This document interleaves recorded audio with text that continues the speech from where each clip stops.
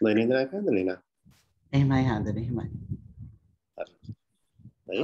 එහෙනම් අපේ ගෞරවනීය නායක හඳුනන වහන්සේගෙන් අවසරයි පින්තුනි අදත් අපි සූදානම් වෙන්නේ අපේ ඔන්ලයින් අභිධර්ම දේශනාව ආරම්භ කරන්නට. අද අපි මේ සිදු කරන්නේ 19 වෙනි අභිධර්ම දේශනාව. ඉතින් අදත් අපගේ අනුකම්පාවෙන් අපේ ගෞරවනීය සමිත නායක හඳුනන වහන්සේ ලංකාවේ ඉඳලා අපත් සමග සම්බන්ධ වෙනවා. ඉතින් ලංකාවේ පාන්දර දැන් 5:00 වගේ වෙනවා වෙලාව. ඉතින් සත්පුරුෂයන් අනුකම්පාවෙන් අනිකුත් වැඩ කටයුතු තිබෙදීත් මේ අවස්ථාවට කාලෙ වෙන් කරගෙන අපත් සමග මේ අභිධර්ම දේශනාවට සම්බන්ධ වෙනවා. ඉතින් අපි බොහෝම කෘතවේදීව නායක හඳුනන වහන්සේට පින් අනුමෝදන් කරනවා, ස්තුතිවන්ත වෙනවා. අපේ අනුකම්පාවෙන් මේ ධර්ම දේශනාව සිදු කිරීම පිළිබඳව මේක අඛණ්ඩව මේ අභිධර්ම පාඨමාලාව සිදු කිරීම පිළිබඳව විනායක හඳුනේ එහෙනම් මම තාම ගෞරවයෙන් ආරාධනා කරනවා මෙතෙන් සිට මේ අභිධර්ම දේශනාව අපේ අනුකම්පාවෙන් සිදු කරන හැටියට. එහෙනම් අපි පූජනීය අති ගෞරවනීය නායක මහින්පාණන් වහන්සේ ඒ වගේම අති ගෞරවනීය අපේ පණ්ඩිත හාමුදුරන් වහන්සේ සංකීර්ණ පණ්ඩිත හාමුදුරන් වහන්සේ ඇතුළු මහා සංඝරත්නයන් අවසර එන්නම් අපි සාදුකාරයක් දීලා নমස්කාරය කියන්ට සිල් සමාදන් වෙන්න.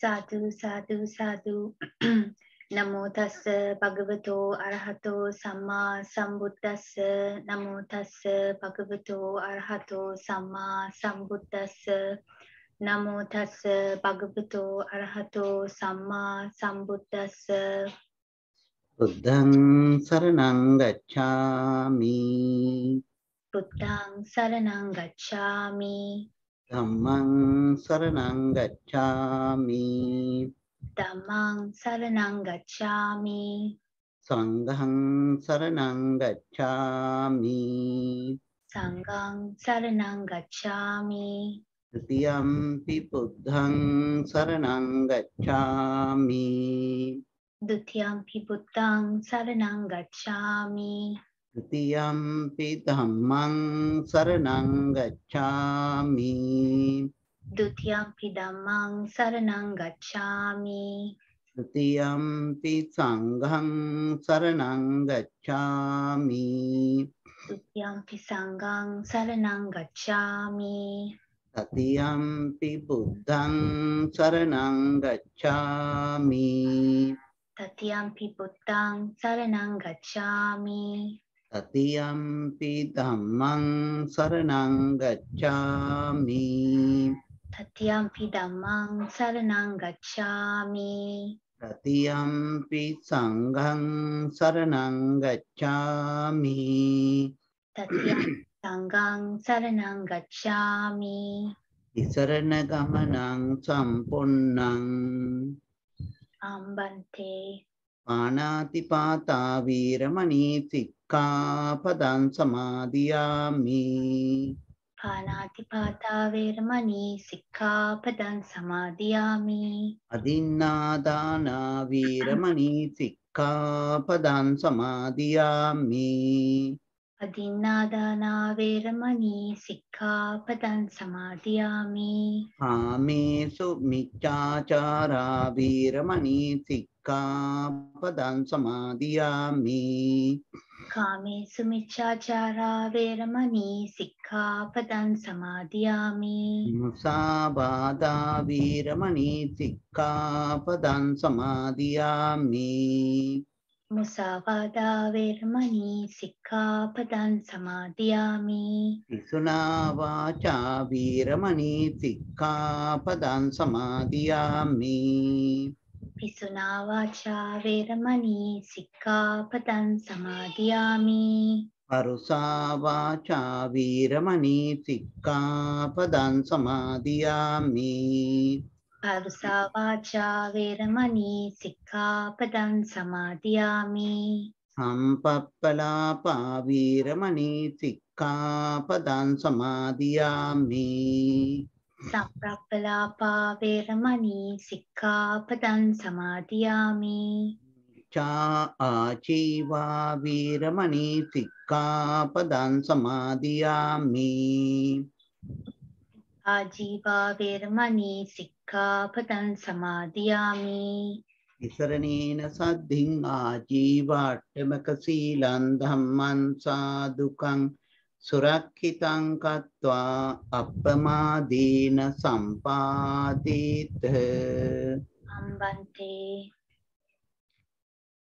සමන්ත චක්ඛවාලේසු අත්‍රා ගච්ඡන්තු දේවතා සද්ධම්මං මුනි රාජස්ස සුනන්තු සග්ග මොක්ඛදං ධම්ම ශ්‍රවණ කාලෝ අයං බදන්තා ධම්ම ශ්‍රවණ කාලෝ අයං බදන්තා ධම්ම ශ්‍රවණ කාලෝ අයං බදන්තා.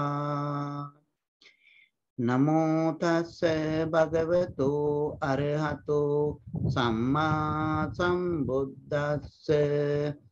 නමෝ තස්ස භගවතෝ අරහතෝ සම්මා සම්බුද්දස්ස. නමෝ තස්ස භගවතෝ අරහතෝ සම්මා සම්බුද්දස්ස. සම්මා සම්බුද්ධ මතුලං සසද්දම්ම ගණොත්තමං අභිවාදිය වාසිස්සං අභිධම්මත්ත සංඝහන්ති.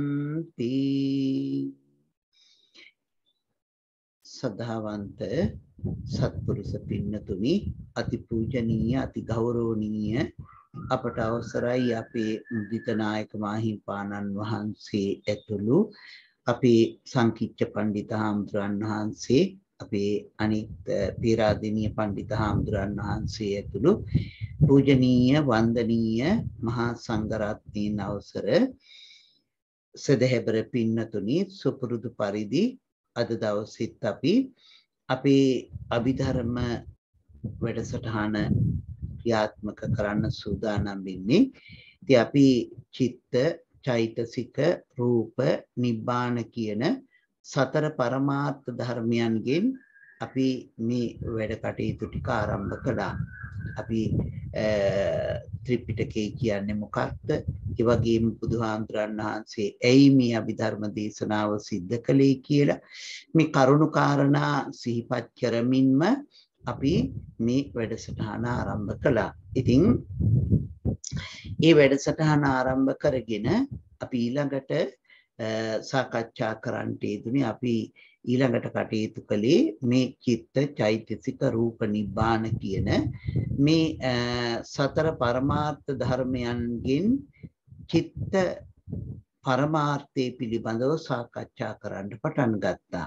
ඉතින් චිත්ත පරමාර්ථය සාකච්ඡා කරන්නට අපි භූමි වශයෙන් බෙදා ගන්නට යෙදුණා.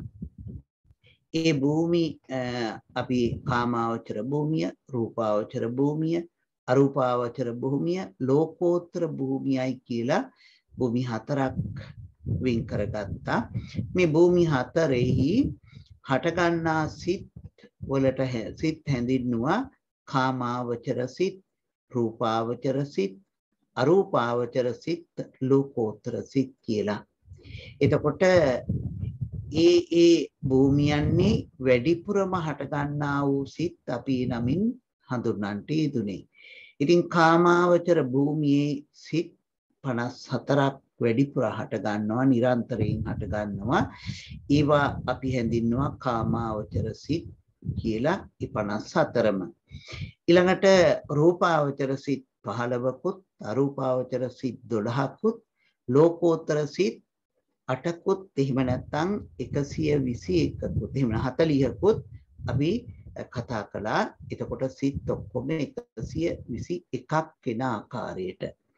ඉතින් කාමාවචර සිත් අපට වැඩිපුරම හට ගන්න සිත් අපේ මනුෂ්‍ය ලෝකය දිව්‍ය ලෝක සතර අපාය කියන මේ ස්ථානයන්නේ වැඩිපුරම හට ගන්න සිත් තමයි අපි මේ කාමාවචර සිත් හැටියට හඳුන්වන්නට යෙදුනේ.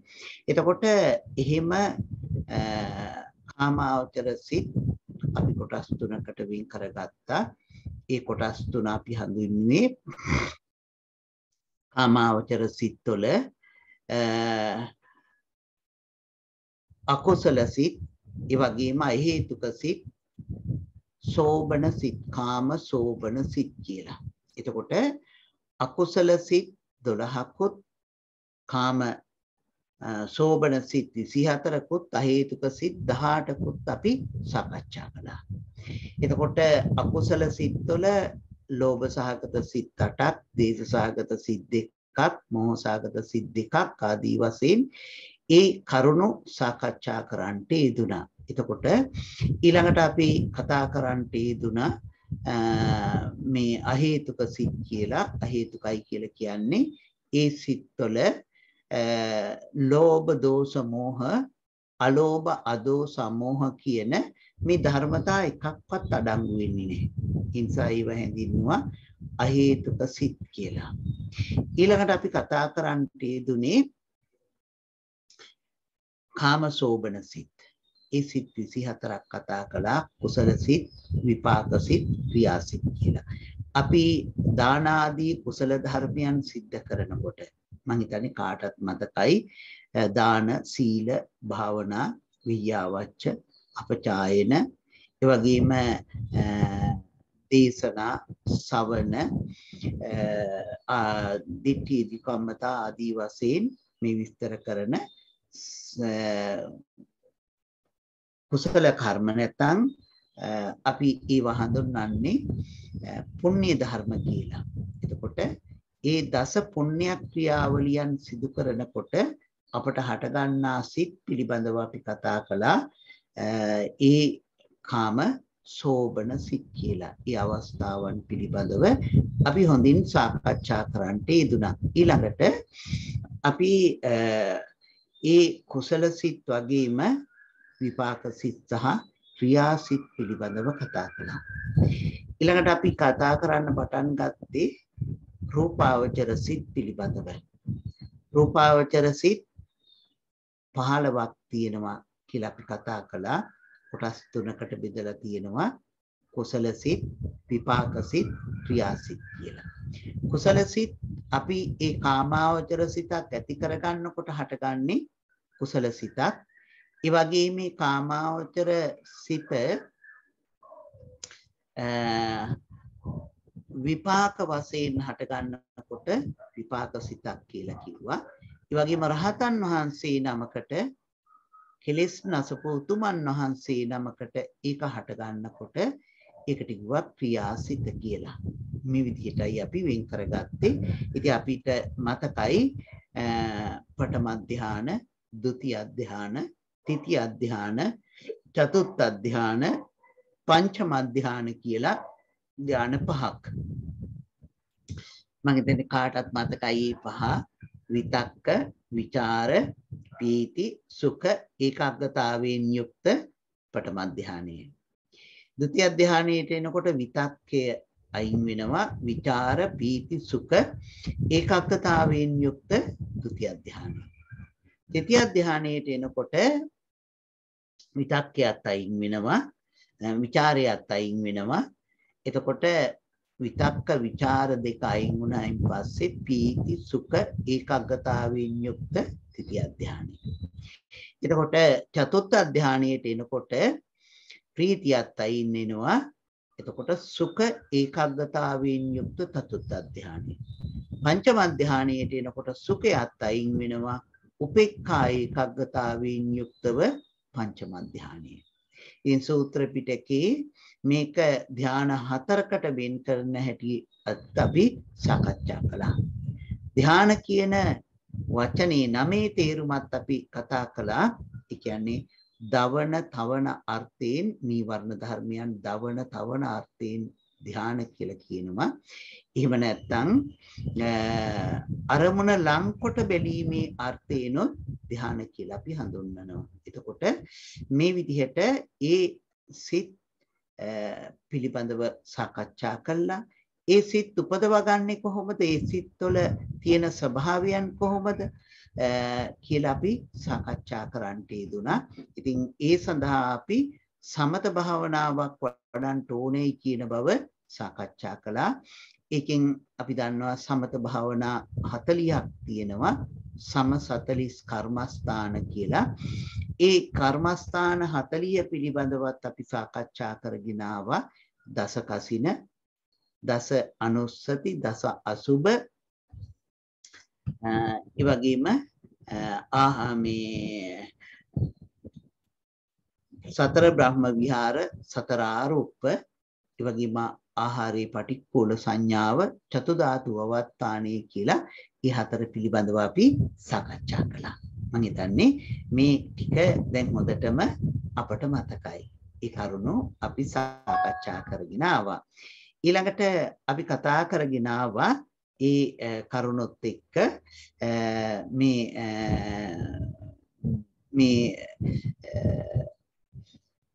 ධ්‍යාන පිළිබඳව නීවරණ ධර්මයන් යටපත් කරන ආකාරයන් පිළිබඳව. ඒ ධ්‍යානාංගයන්ගෙනොත් නීවරණ ධර්මයන් යටපත් වෙනවා. මම හිතන්නේ කාටත් මතකයි කාමච්ඡන්ද, ව්‍යාපාද, තීන මිද්ද, උද්ධච්ච කුක්කුච්ච විචිකිච්ඡා කියන මේ නීවරණ ධර්මයන් නැති කර ගන්නට අපි කාමච්ඡන්දේ නැති කර ගන්නට පිළිකුල වඩනවා. ඒ වගේම ව්‍යාපාදේ නැති කර ගන්නට මෛත්‍රිය වඩනවා.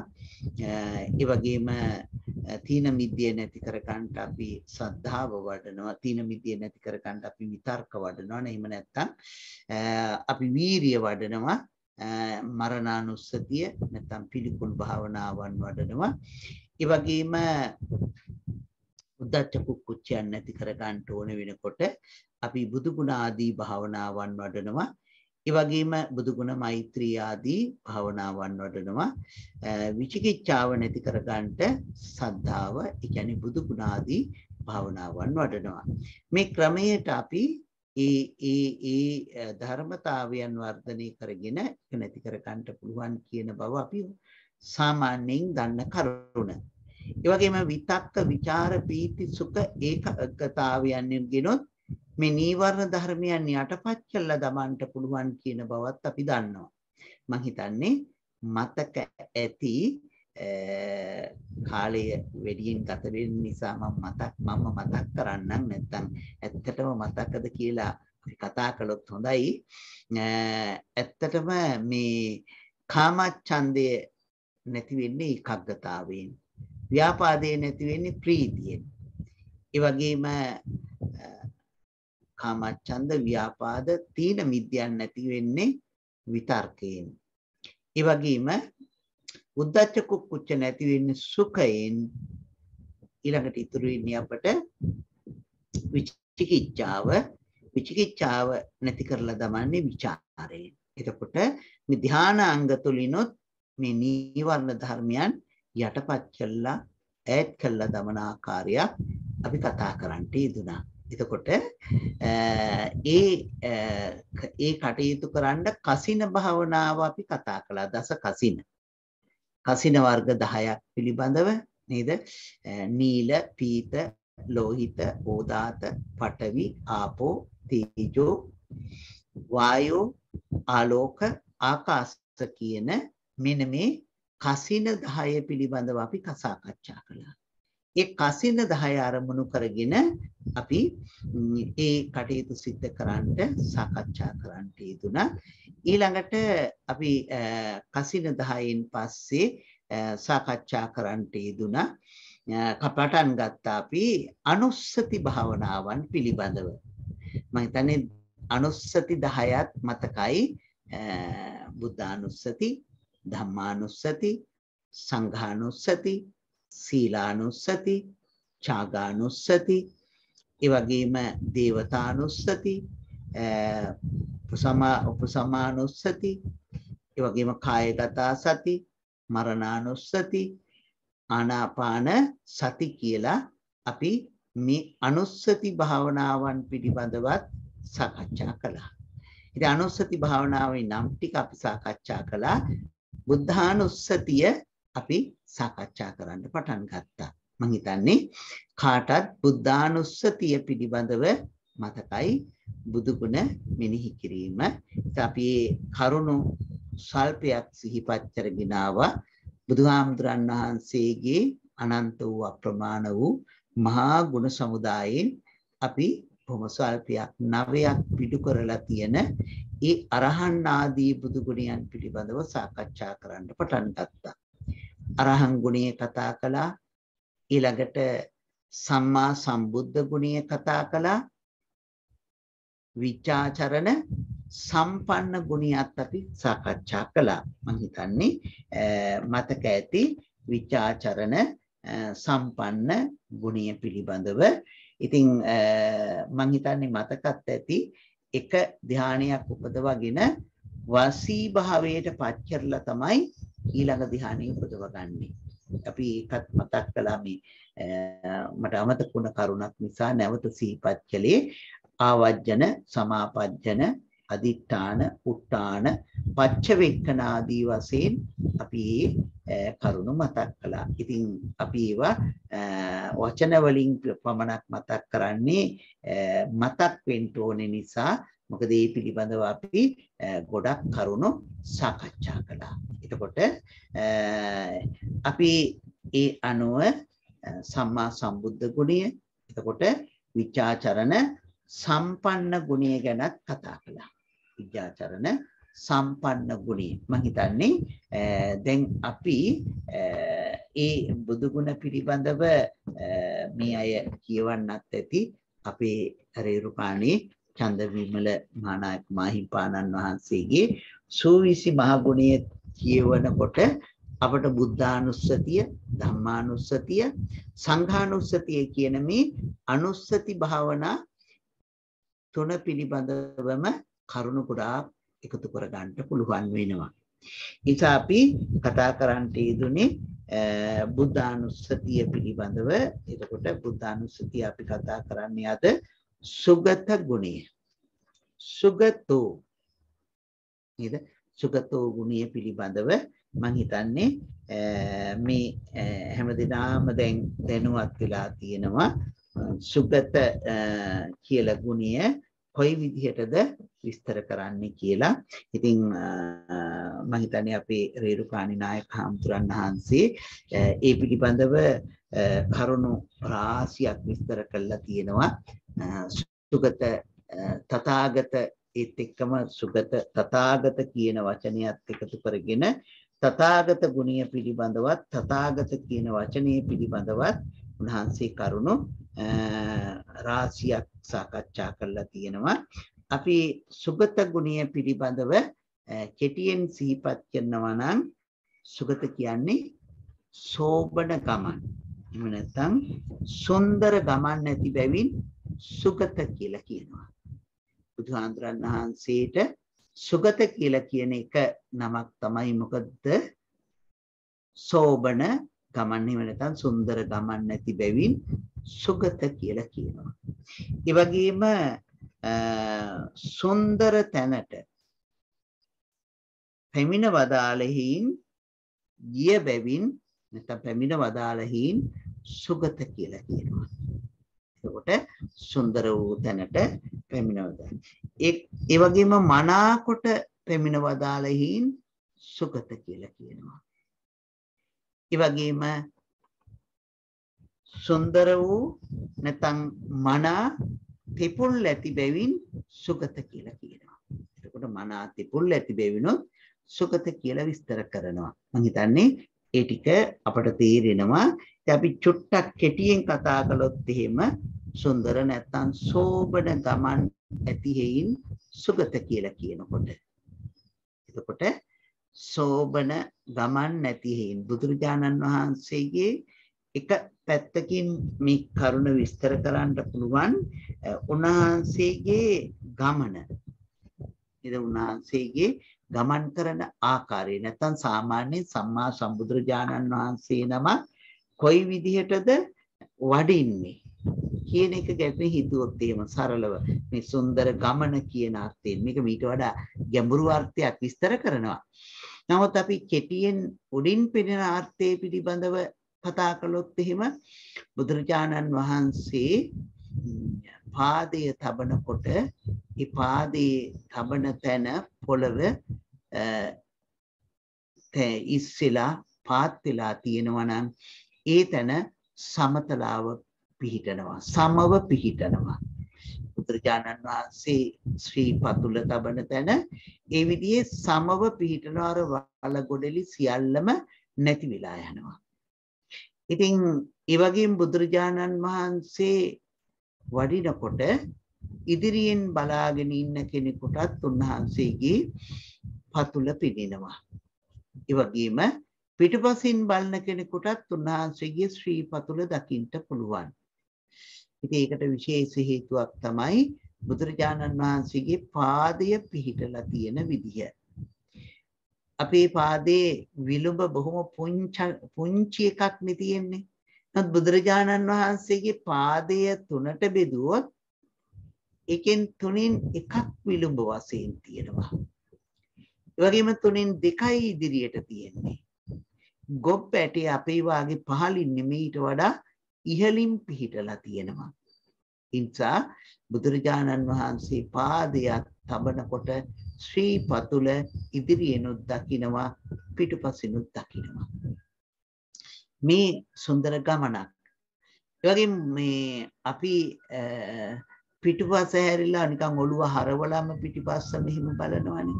ඔළුව හරවලාම පිටිපස්ස බලන්න ඕනෙනකොට අපි බලනවා. නමුත් බුදුරජාණන් වහන්සේ ඒ විදියට පිටුපස හරවලා බලන්නේ නැහැ.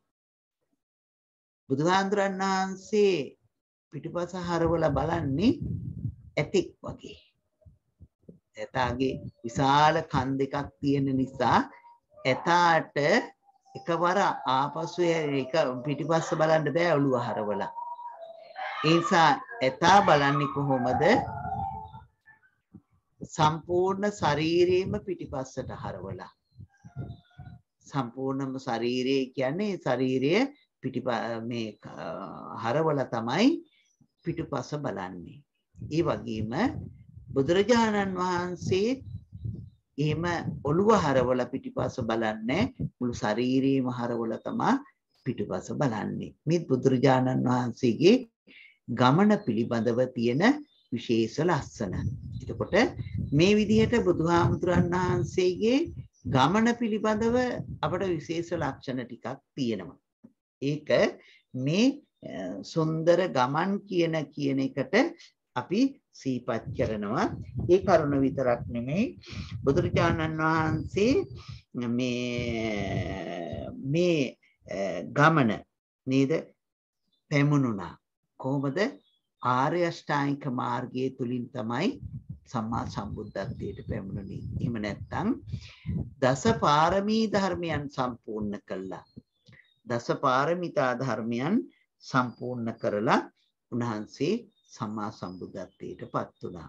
ඉතින් ආර්ය අෂ්ටාංගික මාර්ගය සම්පූර්ණත්වයට පත් කරලයි බුදුහාමුදුරන් වහන්සේ මේ ගමන් විලාසයේ පැමුණුනේ. ඒ ගමන් විලාසයෙන් තමයි සම්මා සම්බුද්ධත්වයට පැමුණුනේ. ඒ බුදුහාමුදුරන් වහන්සේ මේ පාරමිතා ධර්මතාවයන් අපි දන්නවනේ දස පාරමිතා 10ක් තියෙනවා. මේ පාරමිතා 10 උපරිම අන්දමින් සම්පූර්ණත්වයට පත් කළා.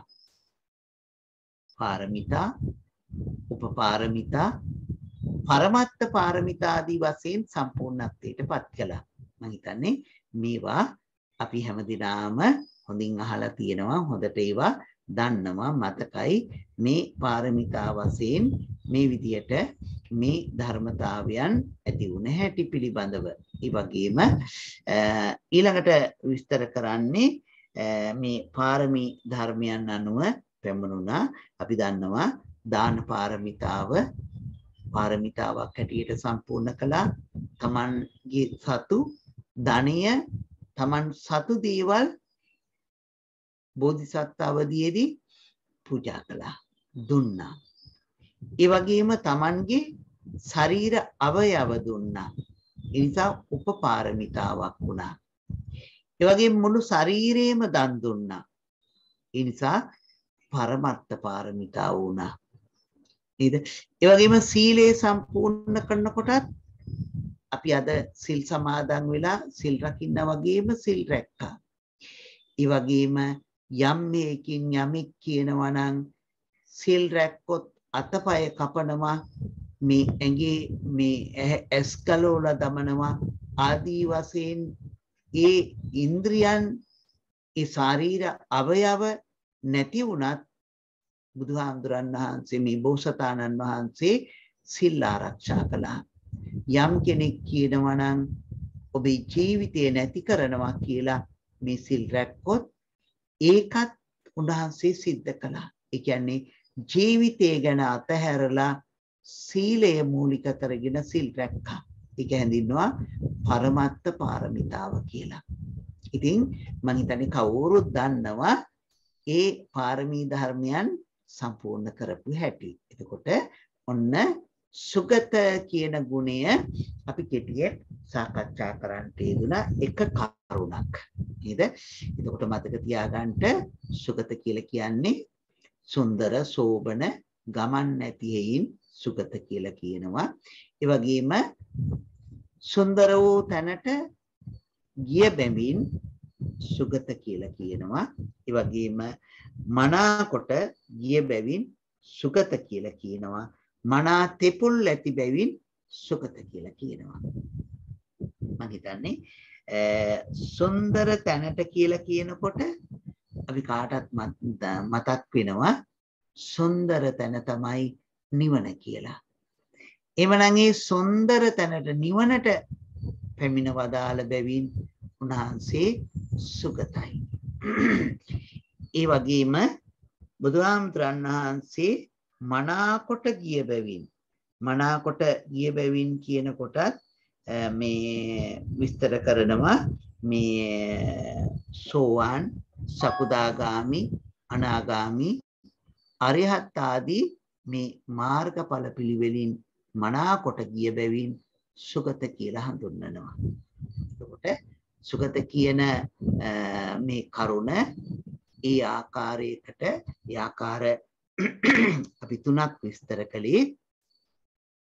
හතරවෙනි ආකාරය තමයි සුන්දර වූ තෙපොල් ඇති බැවින්, මනා වූ තෙපොල් ඇති බැවින්. ඒ කියන්නේ බුදුරජාණන් වහන්සේගේ වචනය ඉතාමත්ම සුන්දරයි. නේද? බුදුහාඳුරන් වහන්සේ මොන විදිහේ වචනයකින් යුක්තද? චුට්ටක් හිතන්න බලන්න. බුදුහාඳුරන් වහන්සේගේ වචනය කොයි විදිහේ වචනයක්ද? අහලා තියෙනවනේ අපි නේද? ඒ බුදුහාඳුරන් වහන්සේගේ වචනය කොයි විදිහේ වචනයක්ද කියන එක මෙයාට මතකයි. නේද? කොයි විදිහේ වචනයක්ද බුදුහාඳුරන් වහන්සේට තියෙන්නේ? කොයි විදිහේ දේවල්ද බුදුහාඳුරන් වහන්සේ දේශනා කරන්නේ? බුදුහාඳුරන් වහන්සේ කවදාවත්ම අසත්‍ය වූ දෙයක් දේශනා කරන්නේ නැහැ. ඒ වගේම අනර්ථකර වූ දෙයක් දේශනා කරන්නේ නැහැ. එතකොට අසත්‍ය දෙයක්, ඒ කියන්නේ බොරුවක් දේශනා කරන්නේ. ඒ වගේම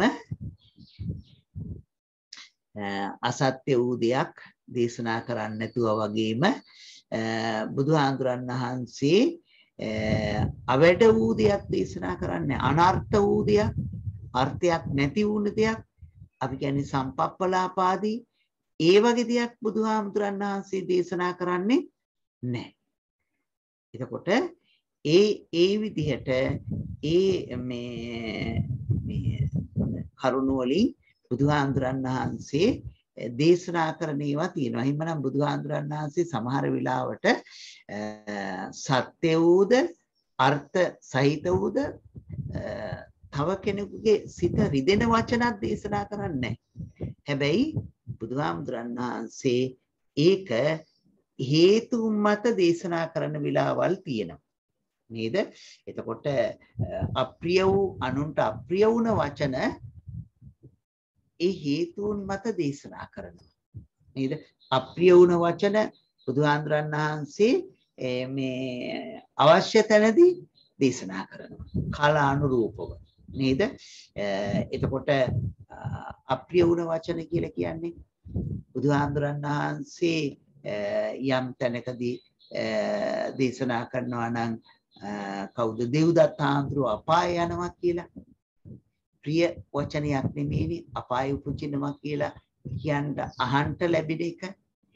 එහෙම ඒවත් බුදුරජාණන් වහන්සේ කාලය දැනගෙන දේශනා කරනවා. අපි දන්නවනේ අපි අහලා තියෙනවනේ බුදුහාඳුරන් වහන්සේ ළඟට එනවා සොනක වෘත්තයත් ගෝ වෘත්තයත් රකින්න දෙන්නේ. මේ අපි හාඳුරන් වහන්සේලා ධර්ම දේශනා කරනකොට දේශනා කළා ඇති අහලා ඇති මේ දෙන්න ඇවිදිලා මම බොහොම කෙටියෙන් මේක මතක් කරන්නම්. මේ යාළු මිත්‍රයෝ දෙන්නේ නිසා එක්කෙනෙක් ප්‍රකාශ කරනවා ස්වාමීන් වහන්සේ මෙයා මේ වෘත්තය හොඳින්ම රකින්නවා. මේ වෘත්තය හොඳටම රකින්නවා. ඉතින් ස්වාමීන් වහන්සේ මෙයා මේක නිසා මරණින් මත්තේ සුගතිය උපදී නේද? මෙයාට සුගතියක් තියෙයි නේද? බුදුහාඳුරන් වහන්සේ දේශනා කරනවා ඒක ඕනේ නෑ. ඒක අපි කතා නොකර ඉමු. වෙනින් දෙයක් අපි කතා කරමු කියනවා. ඊළඟට එතකොටත් නැවතත් අරය අහනවා කෝර්තිය රකින්න එක්කෙනා නෑ ස්වාමීන් වහන්සේ මේක අපි කතා කරමු. මෙයා මේ විදිහට මේ සුනක වෘත්තය රකින්නවා. මේ සුනක වෘත්තය රැකලා මෙයා මේ විදිහේ නොයෙක් සුගති ලෝකවල උප්පත්තිය ලබනවා. මේ විදිහයි නේද කියලා මෙයා කොහෙද උප්පත්තිය ලබන්නේ කියන එක පිළිබඳව මේ බුදුහාඳුරන් වහන්සේගෙන් අහනවා. ඉතින් මේක තුන්වෙනි වතාවටත් අහනවා. තුන්වෙනි වතාවට යනකම්ම බුදුහාඳුරන් වහන්සේ මේකට උත්තර දෙන්නේ නැහැ. මොකද කියන්නේ ඒ කතාව ඕනේ. අපි වෙනින් කතාවක් කරමු. බුදුහාඳුරන් වහන්සේ වෙනින් පැත්තකට යන්න හදනවා. නමුත් මෙයා යන්න දෙන්නෙම නැහැ. නැවත නැවතත් අහනවා. ඉතින් හතරවෙනි වතාවේ ඇහුවෙන් පස්සේ බුදුහාඳුරන් වහන්සේ දේශනා කරනවා මෙයා නිරේ උප්පත්තිය ලබනවා. මේ යන් තිරිසන් ලෝකේ ඒ කියලා කියන්නේ බල්ලෙක් වගේ ඉන්න කැමති පුජ්‍යලයා බල්ලෙක් වෙලා උපදිනවා කියලා දේශනා කරනවා. එතකොට අර බලු වෘත්තය සොනක වෘත්තය රකපු පුජ්‍යලයා අඬන්ට පටන් ගන්නවා. එතකොටත් බුදුහාඳුරු දේශනා කරනවා ඒක තමයි මම කිව්වේ ඒක අහන්න එපා කියලා. බුදුහාඳුරු දේශනා කරනවා. ඉතින් මේ මොකද්ද මේ කෙනෙකුට අප්‍රිය වූ වචනයක්. නමුත් අප්‍රිය වූ වචනයත් බුදුහාඳුරන් වහන්සේ කාලානුරූපව දේශනා කරනවා. මේක අනිත් පැත්තත් සිද්ධ වෙනවා. ඒ කියන්නේ අර ගෝර්තේ රකපු කෙනා සුනක වෘත්තය රකපු කෙනා පිළිබඳව නියුවේ අර ආණ්ඩල හැම ඉවර වෙලා ඊට පස්සේ මේ සුනක වෘත්තය රකින්න එක්කිනා ගෝර්තේ රකින්න එක්කිනා පිළිබඳවත් අර විදියට මහනවා. බුදුරජාණන් වහන්සේ අවස්ථාවන් ප්‍රතික්ෂේප කරනවා. අන්තිමට දැඩි ඉල්ලීම නිසා බුදුහාඳුරන් වහන්සේ දේශනා කරනවා හරකෙක් වගේ ඉන්නවා නම් යා හරකෙක් වශයෙන් උප්පත්තිය ලබනවා කියලා. එතකොට එහෙම හරකෙක් වගේ ඉන්න කෙනා හරකෙක් වශයෙන් උප්පත්තිය ලබනවා කියනකොට ඒ ගෝර්තේ රකපු එක්කෙනාත් අනන්න පටන් ගන්නවා. දැන් බලන්න බුදුහාඳුරන් වහන්සේ ඒ අප්‍රිය වූ දේ එකවර දේශනා කළේ නැහැ. එහෙම දේශනා කරන්නේ කාලයේ යෙදුනොත් ඒ කාලානුරූපව තමයි බුදුරජාණන් වහන්සේ කෙනෙක් අප්‍රිය කරන වචන ටිකක් දේශනා කරන්නේ. නේද? දේශනා කරන්නේ. එයාව හික්මවන්ට, එයා හොඳ ගුණ ධර්මයන් තුල පිහිටවන්ට, මාර්ගඵල බව ඇති කරවන්ට අවශ්‍ය දෙයක් වශයෙන් තමයි මේ කටයුත්ත කරන්නේ. අපිට මතක ඇතිනේ මේ විදිහට තවත් මේ කරුණු රාශියක් තියෙනවා. අර පොට්ටිලා හාමුදුරුවෝ පිළිබඳවත් මතකයිනේ මේ මම මතක තියෙන ඒවා මතක් කරලා දෙන්නේ. එතකොට මේ සුගත ගුණය මේවත් එක්ක අපේ හිතේ රඳවා ගන්න පුළුවන් වේවි. පහසුවෙන් හිතේ රඳවා ගැනීමේ අවස්ථාවක් අපට ලැබෙයි මේ සුගත ගුණය පිළිබඳව මෙහෙම කතා කරනකොට. එතකොට අපි මම හිතන්නේ රේරුකාණ්ඩනායක හාමුදුරන් වහන්සේ පිළිබඳව ගොඩාක් කරුණු විස්තර කරලා තියෙනවා.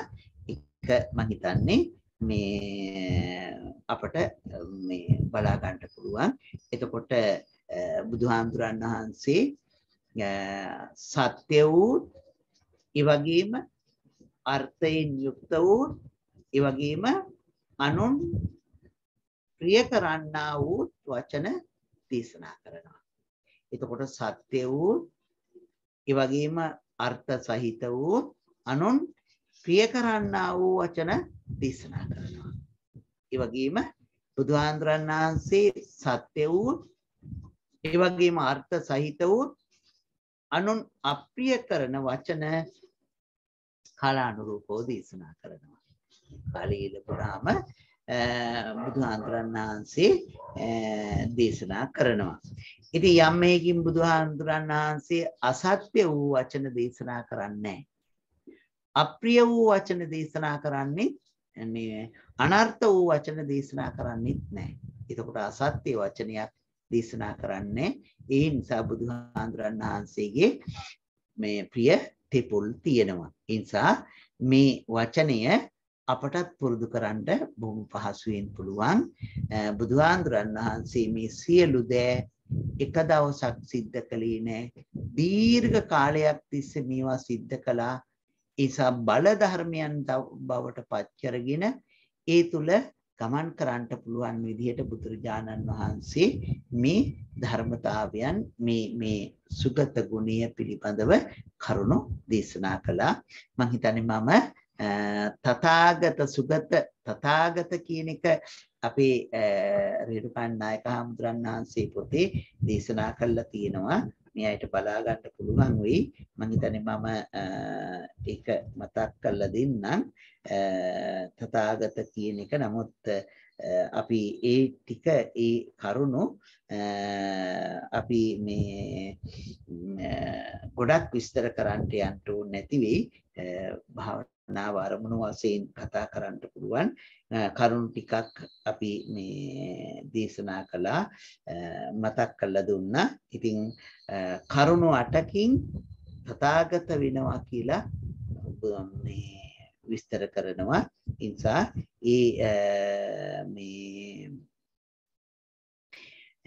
මේ තථාගත කියන වචනේ අර්ථ විවරණයක් තිගනිකායේ පාසාදික සූත්‍රයේ විස්තර කරනවා කියලා අපි හාමුදුරන් වහන්සේ මෙතෙන්දි විස්තර කරනවා. නිසා අපට ඒ කරුණු ටිකත් මම හිතන්නේ කියව ගන්න පුළුවන් වෙයි. මේ තථාගත කියන මේ කරුණ පිළිබඳව, තථාගත ගුණය පිළිබඳව මේ බුදුහාමුදුරන් වහන්සේ දේශනා කරපු ආකාරය නේද? ඒක මම හිතන්නේ අපි කාලය කියවන්ට අවස්ථාව දීලා අපි මේ ඊළඟ බුදු ගුණයට යමු. මොකද්ද? ලෝකවිදු. මේ ලෝකයේම දැනවදාළ හේයින් ලෝකවිදු කියලා කියනවා. අද අපි ඉක්මනින් කතා කළා. මම හිතන්නේ මොකුත් ප්‍රශ්නයක් තියෙනවා නම් සුගත ගුණය පිළිබඳව අපට ඒ වෙනුවෙනොත් පුංචි කාලයක් ගත කර ගන්න පුළුවන්. මොකද්ද මේ සුගත කියලා කියන්නේ කියන ගුණය පිළිබඳව. සුගත ගුණය පිළිබඳව අපට කතා කරන්න පුළුවන්. තව මොනවා හරි ඒ පිළිබඳව අපට අපහැදිලි තැනක් ඇති වුණා නම්, නැත්නම් අපට තවත් වඩාත් පැහැදිලි තැනක් ඇති වුණා නම් ඒකත් අපට කතා කරන්න පුළුවන්. අපහැදිලි තැනක් තියෙනවා නම් ඒකත් කතා කරන්න අපට අවස්ථාව තියෙනවා. නිසා එහෙම තියෙනවා නම් යන අතරතුරදීම අහන්න. මොනවා හරි දෙයක් අපි මේ ධර්ම කරුණු විස්තර කරනකොට අපේට හිතට අහුුනේ නැත්නම් ඒක මේ නොදන්න හැටියට යන්න එපා. ඒක නැවත අහන්න. අපට තේරෙනකන් නැවත අහන්න. ඉතින් එහෙම කතා කරලා තමයි අපි මේ ටික සාකච්ඡා කරගෙන යන්න ඕනේ. ඉතින් මේ අතරතුර ඊටත් අවස්ථාව තියෙනවායි කියන බවත් අපි මතක් කරනවා. එහෙමනම් අපි ලෝකවිදු ගුණය කියලා කතා කරමු. මේ ලෝකවිදු මේ තුන් ලෝකේම අතැඹුලක්සේ දැනවදාළ හේයින් ලෝකවිදු කියලා කියනවා. මේ තුන් ලෝකේම කොයි වගේද දැනවදාළේ? අතැඹුලක්. අතැඹුලක් කියලා කියන්නේ මේ අල්ල මත අපි තියාගන්නවා මොකක්ද? නෙල්ලි ගෙඩියක්. ඒ නෙල්ලි ගෙඩිය මේ අල්ල මත තියාගත්තාම ඒ නෙල්ලි ගෙඩිය ඕනේ පැති වලට හරවලා කරකවලා අපිට දකින්න පුළුවන්. නේද? නෙල්ලි ගෙඩිය පිළිබඳව සම්පූර්ණ විස්තරයක් අපිට කරන්න පුළුවන්. ඉතින් මේ විදිහට බුදුහාමුදුරන් වහන්සේ මේ තුන් ලෝකෙම මේ විදිහට දැනවදාලා අතේ තියෙන නෙල්ලි ගෙඩියක් අපි ඒක දිහා බලලා පෙරලා මේ කළා නොඑක් දේවල් කළා ඒක අඳුර ගන්නවා වගේම අපිත් බුදුහාමුදුරන් වහන්සේ කොයි විදිහද මේ ලෝකේ පිළිබඳවම ඒ විදිහට දැනවදාලා නේද? ලෝක කියලා කියනකොට නේද? ලෝක කියන වචනයට නොඑක් විදිහ අර්ථ තියෙනවා නේද? සංස්කාර ලෝක, සත්ත්ව ලෝක, අවකාශ ලෝක ආදී වශයෙන් මේ ලෝක කොටස් තුනකට බෙදනවා. හිතන්නේ දීර්ඝ වශයෙන් කතා කරන්නේ නැතුව අපි කතා කරමු. ඒ පිළිබඳව ප්‍රශ්න තියෙනවා නම් අපි ඒවා සාකච්ඡා කරමු. සංස්කාර ලෝක, සත්ත්ව ලෝක, ඒ වගේම අවකාශ ලෝක පිළිබඳව කතා කරනවා. නේද? එතකොට ඒ වගේම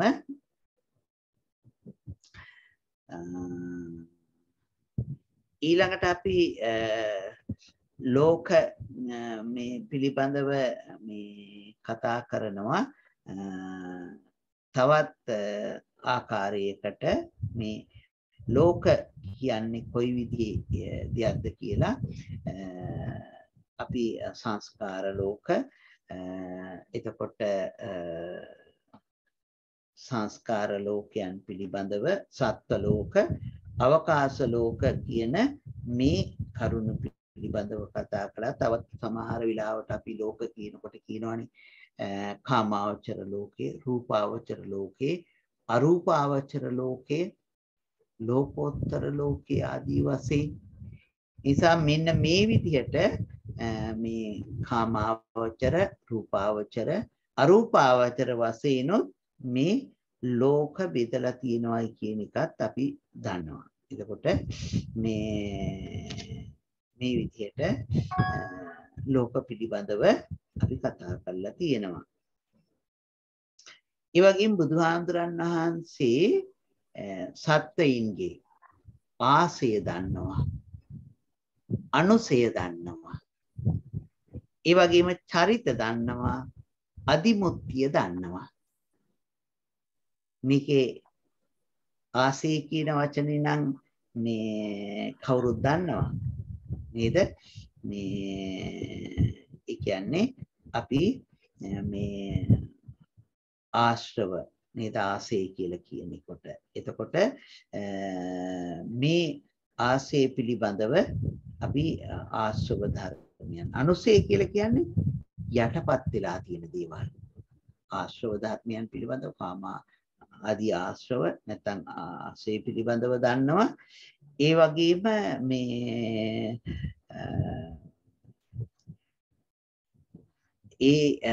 අකුසල ධර්මයන් තුල සිත පිහිටෙන කාමාශ්‍රව, භවආශ්‍රව, අවිද්‍යා ආදී ආශ්‍රවයන් පිළිබඳව කතා කරනකොට ආසය දන්නවා. ඒ වගේම අපි අනුසය දන්නවා. අනුසය කියලා කියන්නේ යටපත් වෙලා තියෙන ක්ලේශ ධර්මයන් පිළිබඳව. නේද? අපි චිත්තසංතාන තුල ප්‍රහීන කළනේ යටපත් වෙලා. අපි දන්නවනේ එහෙම අකුසල ධර්මතාවයන් යටපත් කරන ප්‍රහීන කරන ක්‍රම ටිකක් තියෙනවා කියලා නේද? ඉතින් ඒ විදිහට මේක මොකද වෙලා තියෙන්නේ අනුසේ වෙලා යටපත් වෙලා. ඒ අනුසේ ධර්මයන් පිළිබඳව දන්නවා. ඒ වගේම බුදුහාඳුරන් වහන්සේ ඒ අයගේ චරිත පිළිබඳව දන්නවා. ඊට ආසය, අනුසය, චරිත. චරිත පිළිබඳව දන්නවා. අපි දන්නවනේ ප්‍රධාන වශයෙන් චරිත කීයක් තියෙනවද? මතකයි නේද? ප්‍රධාන වශයෙන් චරිත අහලා තියෙනව නේද? ප්‍රධාන වශයෙන් චරිත කීයක් තියෙනවද? අවසර සයන්ස රාග ආදී චරිත තියෙනවා, දේශ චරිත තියෙනවා. ඔව්. රාග චරිත, දේශ චරිත තියෙනවා. ඔව්. ප්‍රධාන වශයෙන් චරිත 6ක් තියෙනවා. එහෙම. රාග චරිත තියෙනවා, දේශ චරිත තියෙනවා, මෝහ චරිත තියෙනවා. නේද? තව තියෙනවා සද්ධා චරිත කියලා කොටසක්. විතක්ක චරිත කියලා තව කොටසක් තියෙනවා. බුද්ධි චරිත කියලා තව කොටසක් තියෙනවා. එතකොට ප්‍රධාන චරිත කීයක් තියෙනවද? 6ක් තියෙනවා. රාගයේ බහුලව තියෙන අය මොන චරිතද? රාග චරිත. නේද? අර අපි කතාවට කියනවා නේද? හොස්ස ළඟින් මැස්ස යන්න බෑ කියලා. තරහ යනවායි කියලා කියන්නේ. ඒ වගේ අය මොන චරිතද? දේශ චරිත. දේශ චරිත. තව සමහර අය ඉන්නවනේ මේ මොනවා කිව්වත් තේරුම් ගන්න බැරි අය. නේද? යමක් කියලා දුන්නාම ඒක නිවැරදිව තේරුම් ගන්න බැරි අය ඉන්නවා. ඒ වගේ අය හඳුන්වනවා මෝහ චරිත කියලා. මේ සමාජයේ එහෙම අය මේ අය ඕන තරම් දැකලා ඇති. ඒ අය හඳුන්වන්නේ කවුරු කියලාද? මෝහ චරිත කියලා. එතකොට ඔන්න චරිත 3යි. අනික් චරිතය මොකද්ද?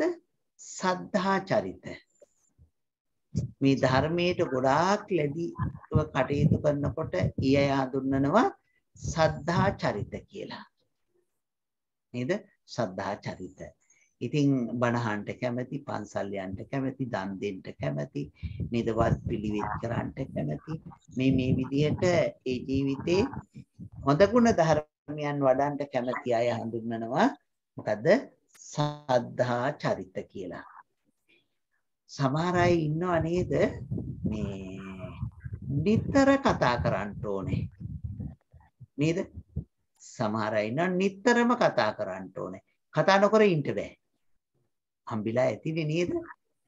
අපි සමහර වෙලාවට කතා නොකර පැත්තකට වෙලා තින්නේ මොකද? කතාව ඉවර කරන්නේ නැතුව කතා කරනවා. නේද? කතා කරන්න ගියාම එයාට ඕනෙම දෙයක් මාතෘකාවක්. ඒ විදිහට අපි කතා කරනවා. නේද? ඒ විදිහට නිතර සිත්විලි එනවා. ඉසානි කතා කරන්නේ. ඒ වගේ චරිත හඳුන්වනවා මොන චරිත කියලාද? විතක්ක චරිත කියලා. මොන චරිතද? විතක්ක චරිත. විතක්ක චරිත කියලා හඳුන්වනවා. ඔන්න එතකොට ලෝභ චරිත, දේශ චරිත, මෝහ චරිත, විතක්ක චරිත, සද්ධා චරිත, විතක්ක චරිත. අනික් එක්කෙනා කොයි විදිහද? නේද? අනිත් එක්කෙනා මොන චරිතේද? බුද්ධි චරිත. බුද්ධි චරිත. ඒ පිළිබඳව අපිට හිතන්න දෙයක් නැහැ නේද? බුද්ධිමත් පුච්චලියෝ. මේ චරිත ඇත්තටම මේ ප්‍රධාන වශයෙන් මේක තිබුණාට මේ චරිත එකිනෙක කලවම් වෙලා හැදිච්ච චරිත ගොඩක් තියෙන්නේ. එක චරිතයක් ස්ථිරවම එකම විදිහට නැහැ. ඉතින් මේ චරිත නොඑක ආකාරයට ඒ මේ එයාගේ ජීවිතයේ දෙස බලපුවාම කොයි විදිහේ චරිතයේද කියලා අඳුර ගන්න පුළුවන්. සරලව හිතුවොත් එහෙම අපි අපේ ඇඳුම් පැළඳුම් ටික තියාගන්න විදිහට. ඔව්. අවසර සයන්ස් ප්‍රඥා චරිත කියලා එකක් නැහැ නේද? ඒක බුද්ධි චරිත තමයි. බුද්ධි චරිත තමයි ඉන්නේ. බුද්ධි කියනකොට ප්‍රඥාවටම එකතු වෙන්නේ නේ. එහෙමයි. නුවණටනේ. ඉතින් ප්‍රඥාව කියලා කියනකොට නුවණට නම් ගොඩාක් තියෙනවානේ. නිපක කියලා කියනවා. පඤ්ඤා කියලා කියනවා. ප්‍රඥා කියලා කියනවා. එහෙම විස්තර වෙනවානේ. ප්‍රඥාව කියලා කියනකොට ටිකක් දුරට ගිය එකක්. නේද? එතකොට බුද්ධි චරිත. නේද?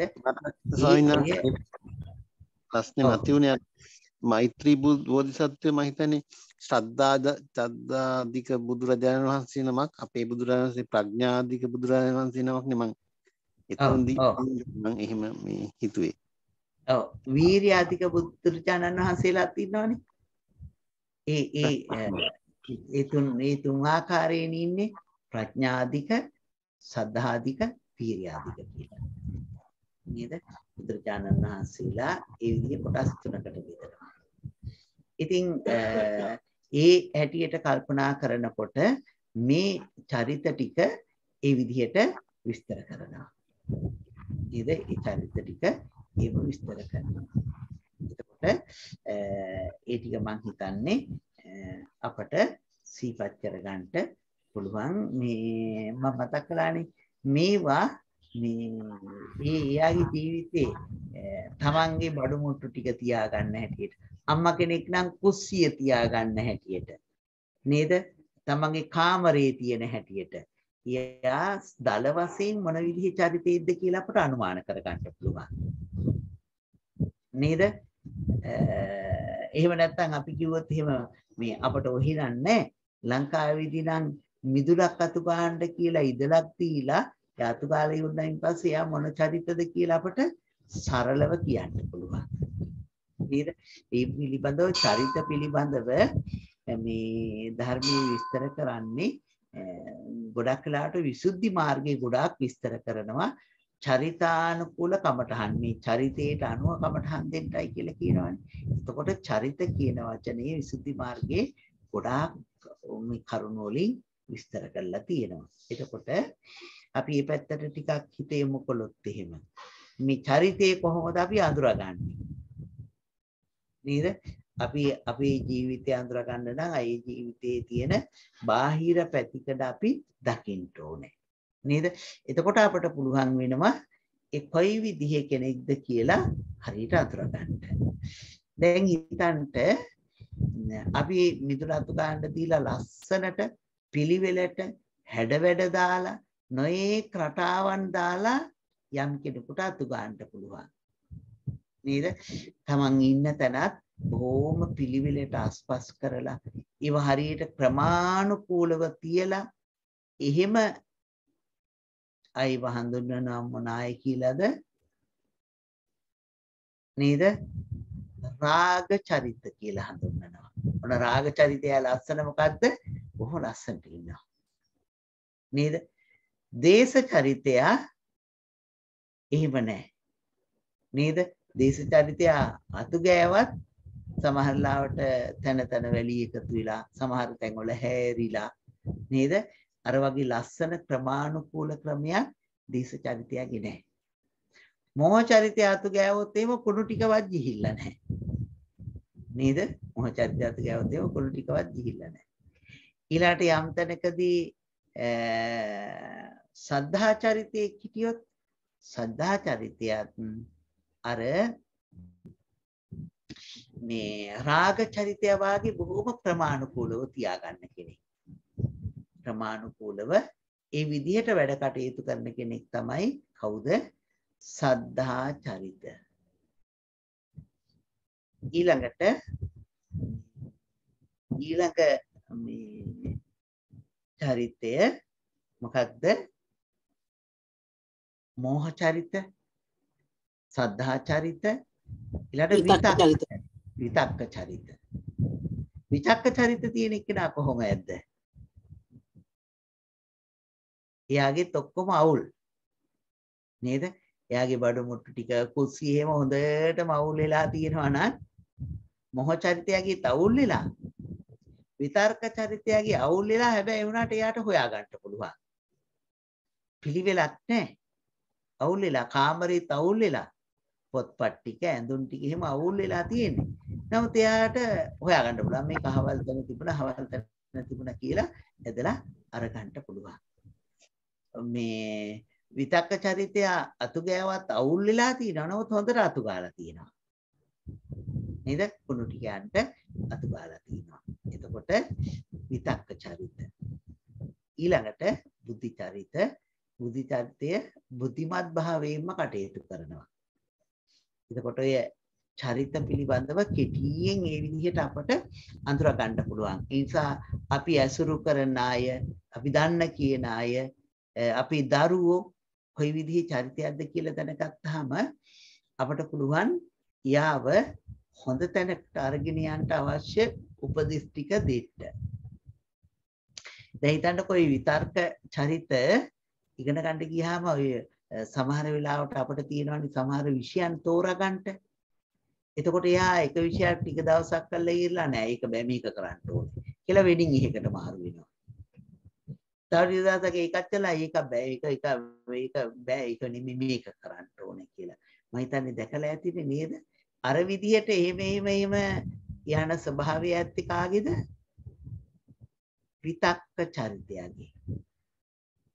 නේද? ඒ විදිහට ස්වභාව තියෙන කාගේද?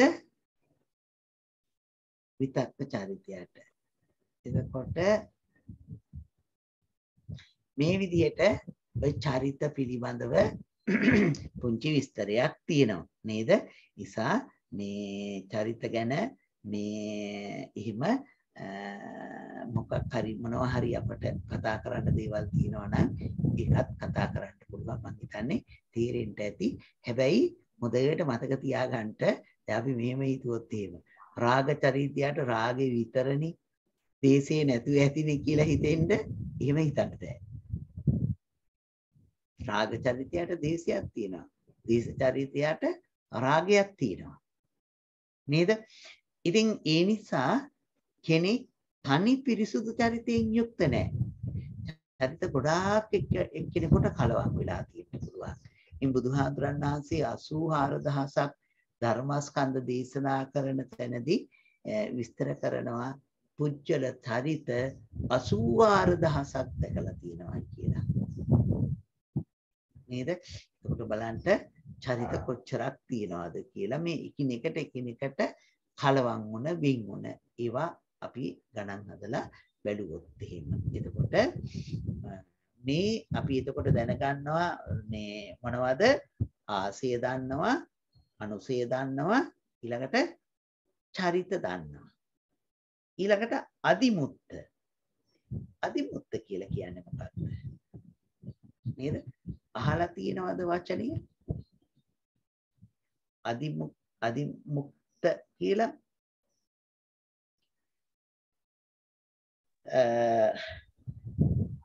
අදිමුත්ත කියන එක මේ අදිමුත්ත කියලා කියන්නේ අදහස, අධ්‍යාසය. එයාගේ දැන් බලන්නකෝ මේ සතෙකුගේ නම් අදහස අනුව ඒ සතාම වැඩ කරනවා. නේද? කන්දරක ආදී සූත්‍රවලදී විස්තර කරන්නේ මේ මොකද සත්තු අපිත් දකිනවනේ. සතෙකුට තරහ ගිහිල්ලා නම් අපිට ඒ සතා තරහෙන් ඉන්න විත්තිය දන්නවා. නේද? තරහෙන් ඉන්න විත්තිය දන්නවා. නමුත් මිනිස්සු ගත්තාම එකක් හිතනවා, එකක් කියනවා, තව එකක් කරනවා. නේද?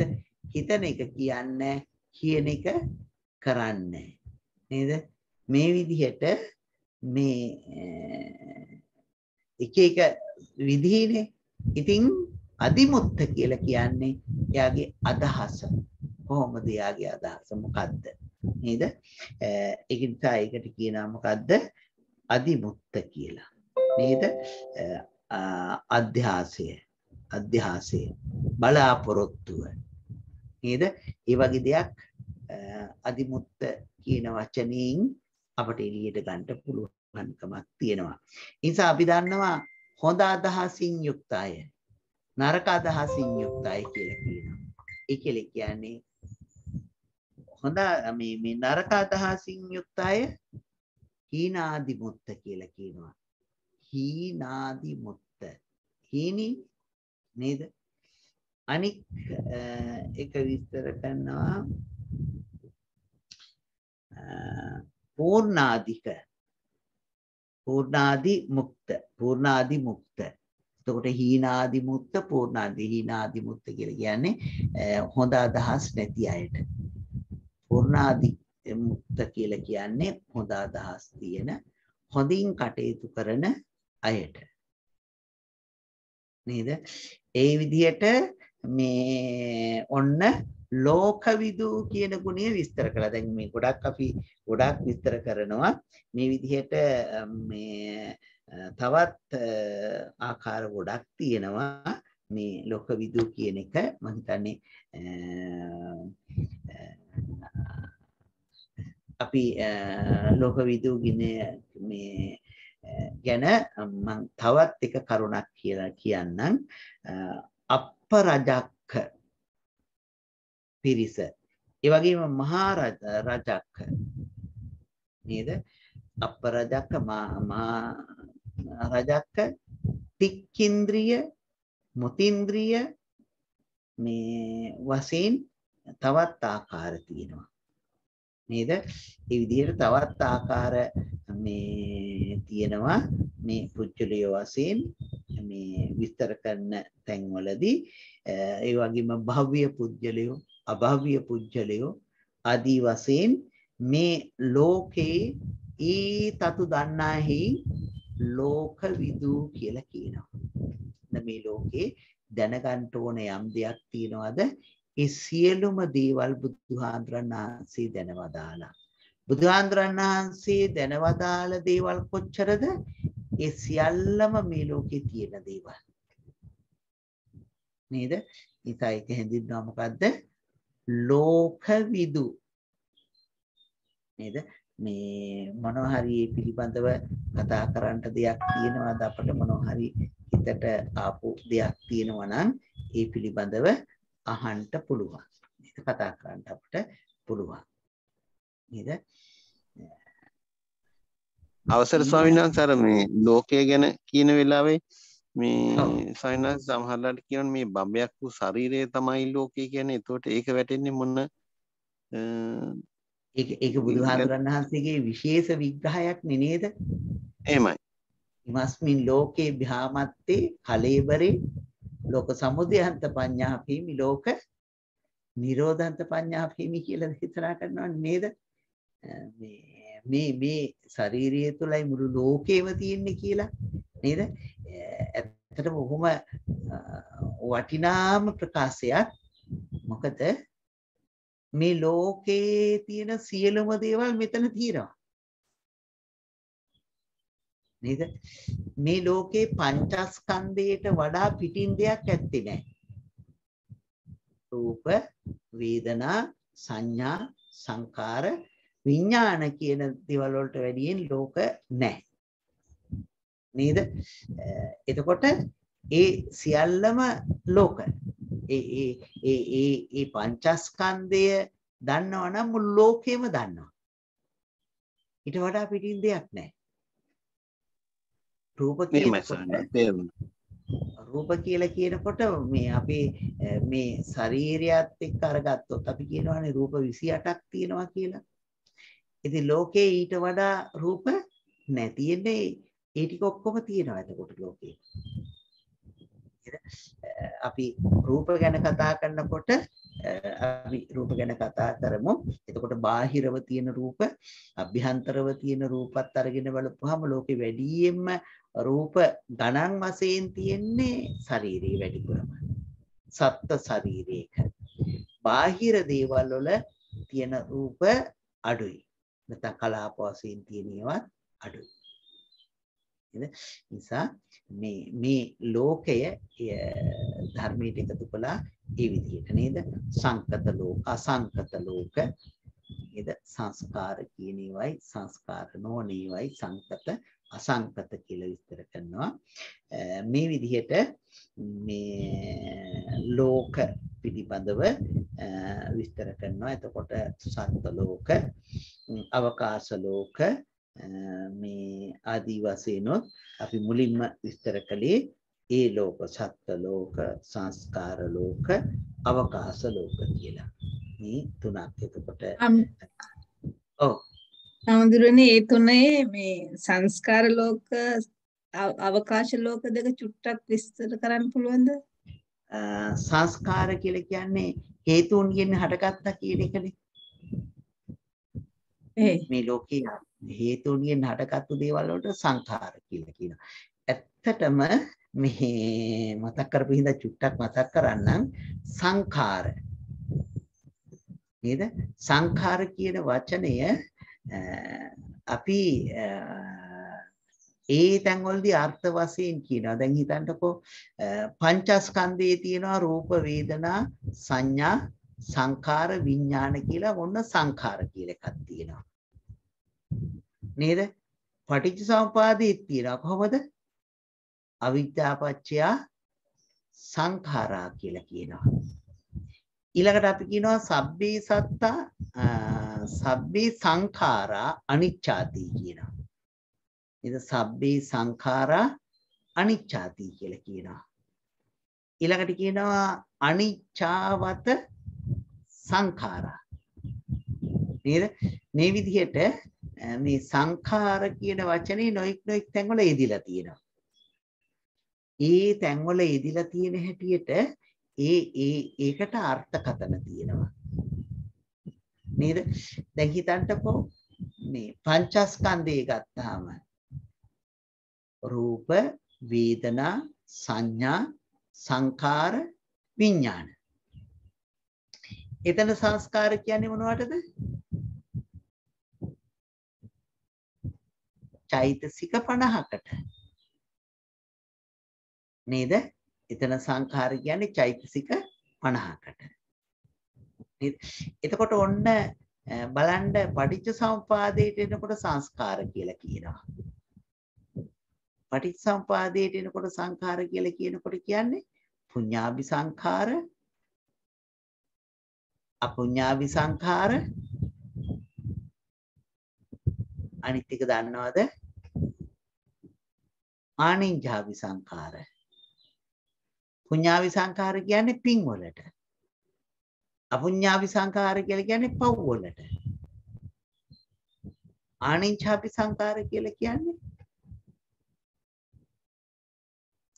නේද? පින් පව් නැති ඒවා. එහෙම නැත්තම් තව පැත්තකින් කියනවා නම් අපි හඳුන්වනවා මොනවද? අනිඤ්ඤාභි කියලා කියන්නේ ශක්තිමත්ම කුසල. ඒ කියලා කියන්නේ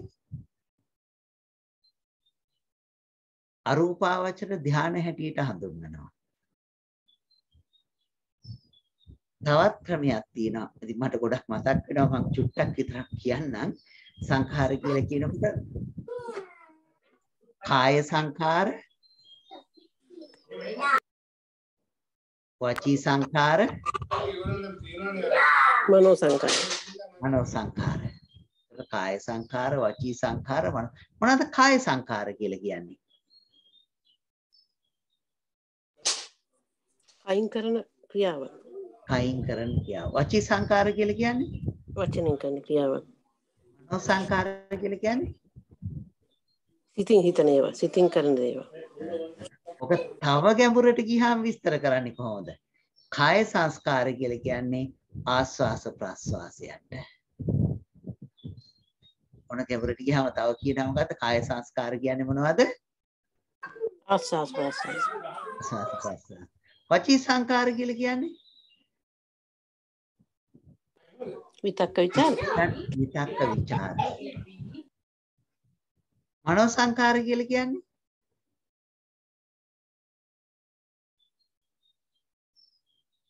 මනෝ සංකාර කියලා කියන්නේ වේදනා සංඥා දෙකට. වේදනා සංඥා දෙකට මනෝ සංකාර කියලා කියනවා. එතකොට ওই සංඛාර කියන වචනේ නේද? ඉතින් දැන් අපි කිව්වොත් එහෙම මේ සබ්බේ සංඛාරා අනිච්චාති කියනකොට මොකද්ද සංස්කාර කියලා කියන්නේ? හේතුවකින් හැදිච්ච දේවල්. හේතුවකින් හටගත්තු දේවල්. අනිච්චාවත සංඛාරා කියනකොටත් ඒක. එතකොට මේ ලෝකේ හේතුවකින් හටගත්තු දේවල් හේතුව නැතුව හටගත්තු දේවල් එහෙම අපි වෙන් කරගත්තොත් එහෙම මොනවද තියෙන්නේ? හේතුවකින් හටගත්තු දේවල් එහෙම නැත්නම් හේතුවක් නැතුව හටගත්තු දේවල්. හේතුවක් නැතුව හටගත්තු දේවල් නම් සවිනාස නිවන විතරයි මං හිතන්නේ. නිවන විතරයි. නේද? නිවන. සමහර අවස්ථාවලදී විස්තර කරන ආකාශ ධාතුවත් ඒකට එකතු කරලා හේතුකින් හටගත්තු නැති එකක් ඇටියට ප්‍රධානම එක මොකද්ද? නිවන. එතකොට මේ ලෝකයේ තියෙන අනිත් දේවල් ඔක්කොම සංස්කාර වෙනවා. නිවන ඇරුණහම. ඒ හැම දෙයක්ම හේතුවකින් හටගත්තු දේවල්. නේද? එතකොට මේ සංඛාර ලෝක, සත්ත්ව ලෝක කියලා කියනකොට දන්නවා නේද? සත්ත්වයින් පිළිබඳව. ඊළඟ එක මොකද්ද? අවකාශ ලෝක. එතකොට අවකාශ ලෝක කියනකොට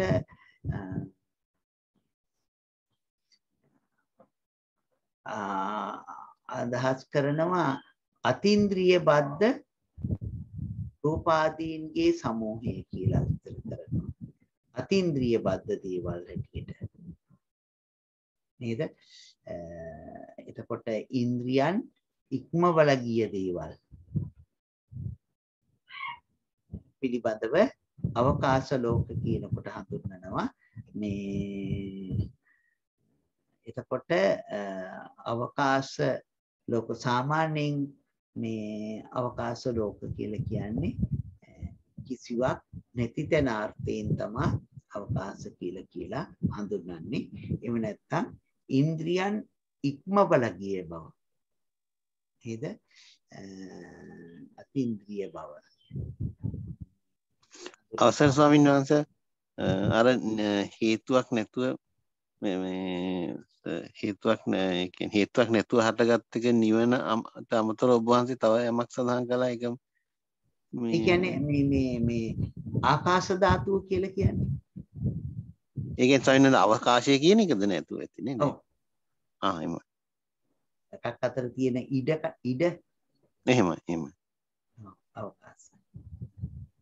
එතකොට ඔන්න මේ විදිහට ලෝකවිදු කියන මේ ලෝකේම දැනවදාලා කියන අර්ථයෙන් ලෝකවිදු කියන ගුණය විස්තර කරනවා.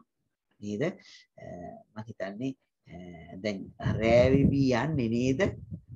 අපි විලාව වෙනස් කරලා හින්දා ටිකක් රෑ වැඩි වෙනවද දන්නේ නැහැ දැන් නේද? අපි නතර කරන්න අවශ්‍ය නම් මතක් කරන්න දැන් මොකද පැය එකමාරක් විතර කාලය ගත කළා. ඔහි විලාව දැන් මට තාම හිතා ගන්න බෑ. දැන් මේ විලාවල් විනාශ කරපු නිසා මේ නමහමාර අපි හඳු මෙහෙමනම් මම හිතන්නේ හොඳයි නේද නේද අදට ඒක තමයි. ඔව්. අවසන් කරගෙන එතකොට අපි බුදුගුණ ගොඩක් කතා කළා. මේ ඉතින් මං හිතන්නේ දැන් මේ අපි අර සූවිසි මහගුණය බලන්න තියෙන නිසා මං විශ්වාස කරන්නේ එහෙමනේ. ඒ නිසා මේ කියන ටික චුට්ටින් කිව්වත් ගොඩක් තේරුම් ගන්න පුළුවන් ඇති කියලා මං විශ්වාස කරනවා. ඒ නිසා අපි මේ කෙටියෙන් අපි කතා කරගෙන යමු මේ බුදුගුණ ටික. මොකද අපට බුදුගුණ භාවනාවට විතර නෙමෙයි බුදුහාමුදුරුවෝ කවුද කියලා දැනගන්නත් හොඳයිනේ නේද? එහෙනම් මොකද ප්‍රශ්නයක් තියෙනවද? නෑ නේද? එහෙමනම් අපි අවසන් කරමු. අපි අද දවසේ බුද්ධානුස්සතිය අනුස්සති භාවනාවේ අපි නිතරම කතා කරන්නේ ඉතිපිසෝ ගාථාව ඇසුරු කරගෙන කතා කරන්න හේතුණා. ඉතින් අද ලෝකවිදු ගුණය තේනකන් අපි සාකච්ඡා කළා. ඊළඟට මම හිතන්නේ කවුරුත් දන්න බොහෝ කරුණු ලියලා තියෙන බුදු ගුණයක් තියෙන්නේ අනුත්තර පුරිස ධම්මසාරති ගුණය. ඉතින් අපි ඊළඟ දවස්වලදී කෙටියෙන් මේ ටික කතා කරමු. ඉතින් අපි මේ සිදු කරගන්න හේතුන උතුම් උදාර වූ කුසල ශක්තිය අපි පළමුවෙන්ම දෙවියන්ට අනුමෝදන් කරමු. අපත් බුදු සසුනත් සුරකින්න අල්පේ ශාක්‍ය මහේ ශාක්‍ය ආදී කොටති සියලු සම්‍යක් දෘෂ්ටික දෙවියෝ සියලුම පින් කැමැති දෙවියෝ මේ පින් අනුමෝදන් වෙත්වා සැපවත් වේවා සැපයන්ගෙන් සැපයන්ටපත් වේවා අප සියලු දිනා මෝද බුදු සසුනද අපි ගේතර වතු පිටි ඉඩකඩම් රැකී ආරක්ෂා විරහෙල දාමාදී සියලු දෑද ඒ වගේම අපේ දෙමව්පියන් අපේ දරුවන් අපේ මොනබුරු මිනිබිරියන් ඥාති හිත මිතුරන් ඇතුළු සියලු දිනාමවද වගේම අපේ විහාරස්ථානයේද අති පූජනීය අති ගෞරවනීය අපට අවසරයි අපේ මුදිත නායක මාහිමිපාණන් වහන්සේ ඒ වගේම අපේ අති ගෞරවනීය සංකීර්ණ පඬිත හාමුදුරන් වහන්සේ වගේම අති ගෞරවනීය අපේ පීරාදෙණිය පඬිත හාමුදුරන් වහන්සේ ඇතුළු මහා සංඝ රත්නයත් දෙවියෝ යහතින් මනාව කලට වේලාවට සුරකිත්වා දෙවියෝ ප්‍රාර්ථනීය බෝධියකින් නිවනින් සැනසෙත්වා. ආකාසට්ටා ච බුම්මට්ටා දීවානාගා මහිත්‍තිකා පුඤ්ඤන්තං අනුමෝදිත්වා චිරන් රක්ඛන්තු ශාසනං. ආකාසට්ටා ච බුම්මට්ටා දීවානාගා මහිත්‍තිකා පුඤ්ඤන්තං අනුමෝදිත්වා චිරන් රක්ඛන්තු දේශනං. ආකාසට්ටා ච බුම්මට්ටා දීවානාගා මහිත්‍තිකා පුඤ්ඤන්තං අනුමෝදිත්වා චිරන් රක්ඛන්තු මම් පරන්ති. සත්. ඒ වගේම මේ පින් අපි අපේ මිය පරලොවගේ ඥාතීන්ට අනුමෝදන් කරමු. අපේ මිය පරලොවගේ ආ වූ ගුරුවර දෙමව්පියන් ප්‍රදාන සියලු ඥාතීන් මේ පින් අනුමෝදන් වෙත්වා. අපේ නායක හාමුදුරන් වහන්සේගේ පඬිත හාමුදුරන් වහන්සේලාගේ මිය පරලොවගේ දෙමව්පියන් ප්‍රදාන ආචාර්යයන් උපාධ්‍යයන් වහන්සේලා ඇතුළු සියලු දිනාමත් පින් අනුමෝදන් වෙත්වා. සැපවත් වේවා සැපයන්ගෙන් සැපයන්ටපත් වේවා සියලු දිනාම ප්‍රාර්ථනීය බෝධියකින් නිවනින් සැනසෙත්වා කියලා. ඉදම්මේ ඥාතිනං හෝතු සුඛිතා හොන්තු ඥාතයෝ. ඉදම්මේ ඥාතිනං හෝතු සුඛිතා හොන්තු ඥාතයෝ. ඉදම්මේ ඥාතිනං හෝතු සුඛිතා හොන්තු ඥාතයෝ. මේ උතුම් උදාර කුසල ශක්තිය අපටත් මිය පරලොවගේ ඥාතීන්ටත් මේ පින්කම් වලට උදව් උපකාර කරන හැම දිනාටමත් ශේෂයෙන් මේ වැඩසටහන් ටික මෙහෙවමින් කට්ටිය එකතු කරගෙන මේ උදාර කුසල ශක්තිය මනවින් සංවිධානය කරන අපේ සංකීර්ණ අති ගෞරවනීය සංකීර්ණ පඬිත හාමුදුරන් වහන්සේ ඇතුළු එම සියලු දිනාටමත් මේ ජීවිතයක් තුළ පවතින සියලු දුක් කරදර කම්කටොළු විපත් දුරු වේවා. ග්‍රහ දෝෂ නස්රස්ව දෝෂ ආදී දෝෂාන්ධකාර ධර්මිය දෝරින් භූත වේවා. යහපත සාන්තිය සෞභාග්‍ය සරතෝ භද්‍ර ආරක්ෂාව උදා වේවා කියලා ප්‍රාර්ථනා. ඉදම් මේ පුඤ්ඤං ආසවක්ඛයා වහං හෝතු සබ්බ දුක්ඛාපමුච්ඡතු. ඉදම් මේ පුඤ්ඤං ආසවක්ඛයා වහං හෝතු සබ්බ දුක්ඛාපමුච්ඡතු. හොඳයි වන්දනා කරගන්න. අභිවාදන සීලිස්ස නිච්ඡං වද්ධාපචායිනෝ චත්තාරෝ ධම්මා වඩ්ඩන්ති ආයුවන්නෝ සුඛං බලං ආයුරාෝග්‍ය සම්පatti සග්ග සම්පatti නේවච අතෝ නිබ්බාන සම්පatti හිමිනාතේ සමිජ්ජතු එනකාන්නේ නම් අපේ සියලුම කල්යාණ මිතුරියන් අපේ පිරිස වෙනුවෙන් අපේ ගෞරවනීය මුදිත නායක හාමුදුරන් වහන්සේ වෙනුවෙන් මම විශේෂයෙන් පින් අනුමෝදන් කරනවා අපේ ගෞරවනීය නායක හාමුදුරන් වහන්සේට අප කෙරෙහි අනුකම්පාවෙන් අදත් මේ ඊටාම වැදගත් උතුම් අභිධර්මයට සම්බන්ධ ඊටාම වැදගත් කොටසක් හැටියට අනුස්සති භාවනාවල බුද්ධ අනුස්සති භාවනා කොටසට අදාළ ඒ පැහැදිලි කිරීම අප කෙරෙහි අනුකම්පාවෙන් සිදු කිරීම පිළිබඳව ඉතින් මේ ධර්ම ශ්‍රවණයෙන් ධර්ම සාකච්ඡාවේ වශයෙන් අපි මේ සිදු කරගත්ත සියලුම පින්වල ඒ වගේ අපි කවුරුත් ජීවිත පුරාම සිදු කරගෙන තිබෙන සීලාදී ගුණ ධම්මවල සීල පුණ්‍ය ක්‍රියාවන් වල අනන්ත වූ සත්‍යානුභව බලයෙන් අපි ගෞරවනීය නායක හාමුදුරන් වහන්සේටත් නිදුක් නිරෝගී සුව දිගාසිරි සම්පත් සැලසීලා මේ උතුම් බුද්ධ ශාසනයේ මේ උතුම් ශාසනික ප්‍රතිපදාවේ නියැලෙන්නට ලෝක සත්වයාට මේ ධර්මයේ සැනසීම ලබා දෙන්නට තව තවත් නායක හාමුදුරන් වහන්සේට ශක්තිය ධෛර්යය වාසනාව නිරෝගී සැපතම සිද්ධ වේවා නායක හාමුදුරන් වහන්සේ ප්‍රාර්ථනා කරන බෝධියකින් උතුම් නිවන් අවබෝධය සඳහා මේ කුසලයේ හේතු වාසනා වේවා කියලා කවුරුත් සාදු කියලා ප්‍රාර්ථනා කරමු. සාදු සාදු සාදු.